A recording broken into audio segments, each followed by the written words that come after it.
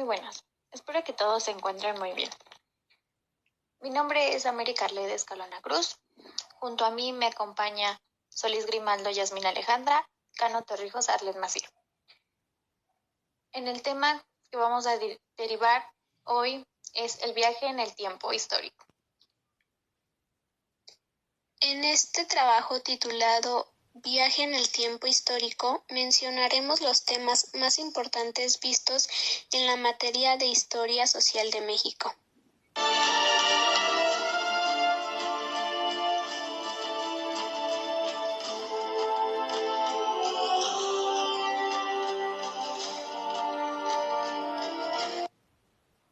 Bueno, y del primer tema que hablaremos será de México prehispánico.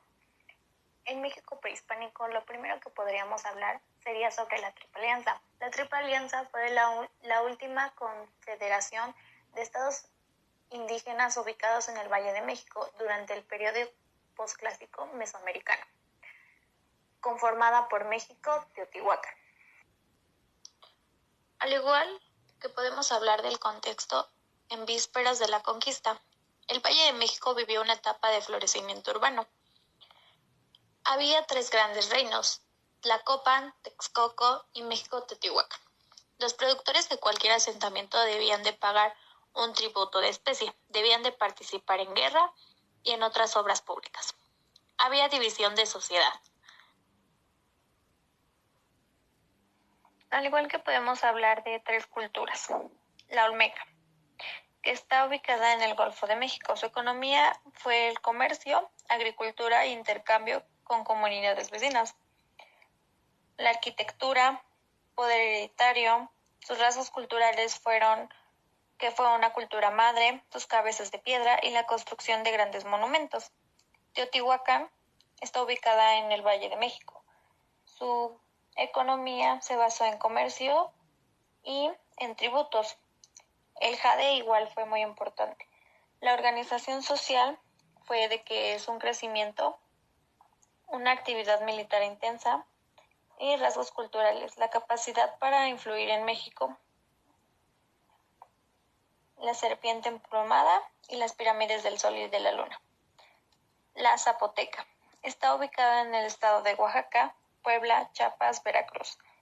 Su economía fue el comercio artesanal, la pesca y la agricultura. Su organización social era de guerreros, religión, estructura social, piramidal. Sus rasgos culturales eran enterrados en las cámaras subterráneas. El único pueblo de la época que desarrolló un sistema completo de escritura.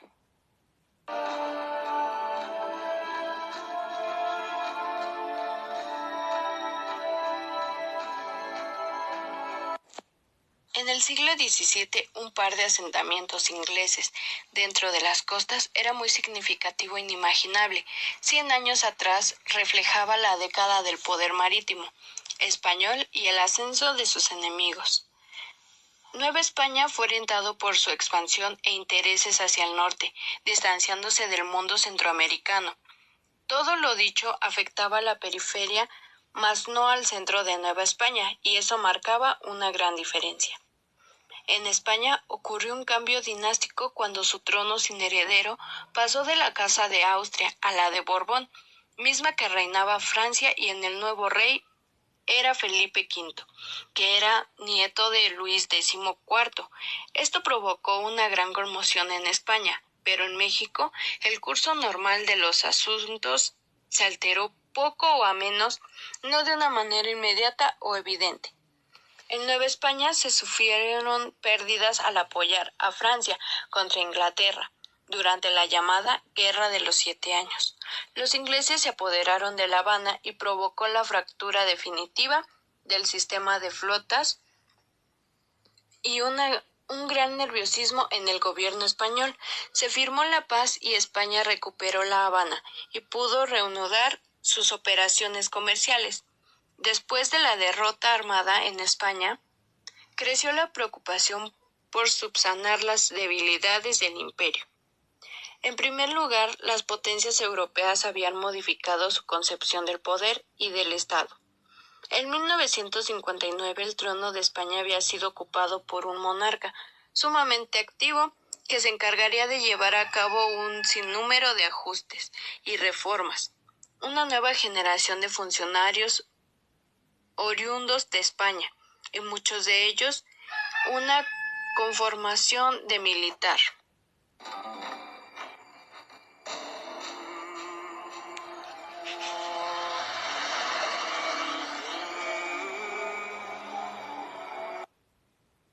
Y por último, el tema reformas borbónicas.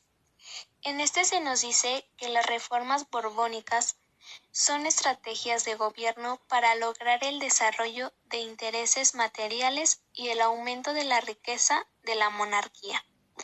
Algunos puntos importantes de este tema son que la Nueva España emprende cambios como la centralización de los ingresos reales. Se decide establecer la Comandancia General de las provincias internas. Otro punto importante es que la dinastía borbónica quería retomar el poder americano, al igual que se dio la modernización borbónica, la cual estuvo basada en la Ilustración.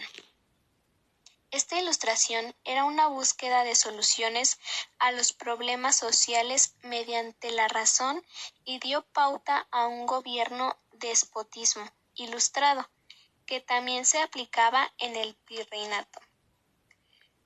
Otro punto a destacar es que las reformas provocaron un resentimiento entre criollos y peninsulares, esto dado por la polarización de las clases sociales, porque los puestos mejores eran para los peninsulares.